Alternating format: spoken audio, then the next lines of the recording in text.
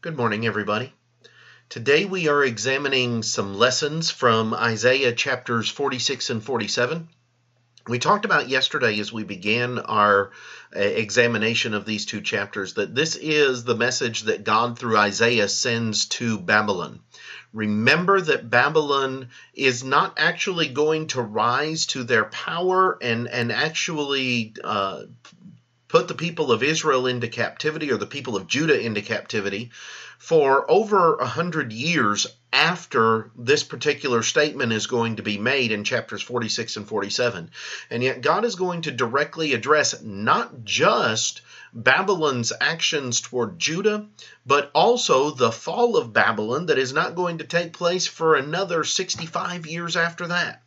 And so you're talking about a great deal of historical documentation that's being pushed forward even before the time of what it is that is going to transpire. And so let's look at a couple of lessons, a couple of things that I've pulled out of chapter 46 and 47. The first thing is found in chapter 46, beginning in verse 3. And I found the interesting statement here because he's in the midst of talking to Babylon, and yet he says in verse 3, "Listen to me, O house of Jacob, and all the remnant of the house of Israel, who have been upheld by me from birth, who have been carried from the womb. Even to your old age I am he, and even to gray hairs I will carry you. I have made, and I will bear, even I will carry and will deliver you." In the midst of all of this, God is going to tell his people not to worry. He is still with them. He is still going to take care of them. He is still going to carry them and watch over them. Sounds kind of interesting when you consider that they're going to be in captivity during this time. But the fact of the matter is, God is telling them up front, these things are going to happen because of your choices, because of the actions that you have undertaken, because of your disobedience. However, I have not forgotten you, and I will not forget you. I will bring you back. I will deliver you from the Babylonians. You are not going to be there forever. You are, however, going to be under their thumb. And they are going to face consequences for the things that they do and the choices that they make. It's interesting to note that you're going to later have the prophet Habakkuk, who is going to have this conversation with God about how God can use the Chaldeans, or the Babylonians as they're called here, to judge his people when they're worse than the people of Judah are. And God's response is, their time of judgment is coming as well. And that's what Isaiah is saying here in this particular text. So that's the first lesson that I've pulled out, is that God still says, I've not forgotten about my people, and I will take care of them in the face of the Babylonian gods and all of those things. The second lesson is found at the beginning of chapter 17, where here God talks about Babylon from the sense of her humiliation. He says, "Come down and sit in the dust, O virgin daughter of Babylon. Sit on the ground without a throne, O daughter of the Chaldeans, for you shall no more be called tender and delicate. Take the millstones and grind meal. Remove your veil. Take off the skirt. Uncover the thigh. Pass through the rivers. Your nakedness shall be uncovered. Yes, your shame will be seen. I will take vengeance, and I will not arbitrate with a man." In other words, God says, I am going to fully and completely put you to shame, is in essence what it is. Sit on the ground without a throne, he says, verse 1, for you shall no more be called tender and delicate. In other words, nobody's going to want you. You are no longer going to be a nation that is looked upon as great. Instead, you are going to be one that is going to be removed in shame.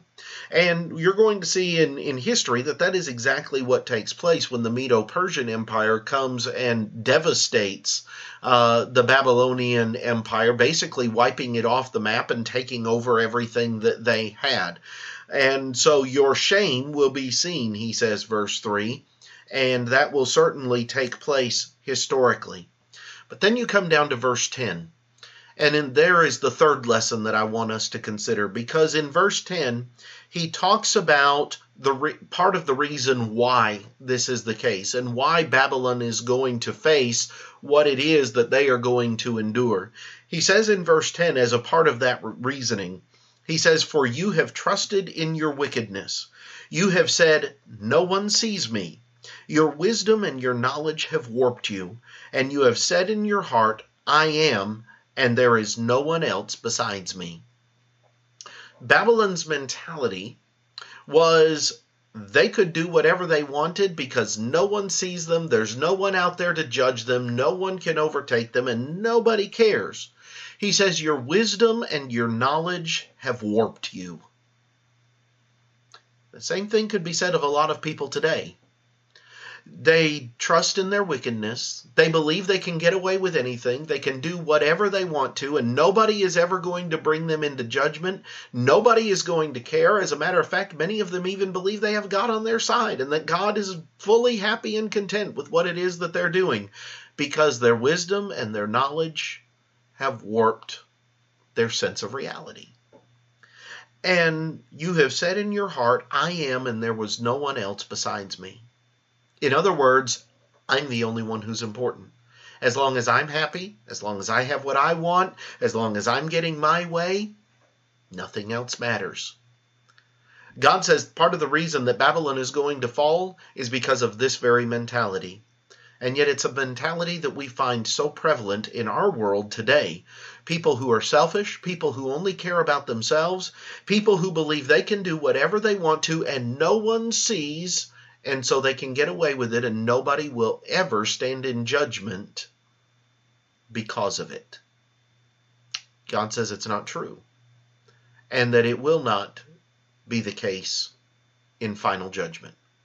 So those are some of the things that I've pulled out of chapters 46 and 47. I hope that they've been beneficial to you, and we will come back next time and we will begin examining what Isaiah says in Isaiah chapter 48. Until then, have a great day.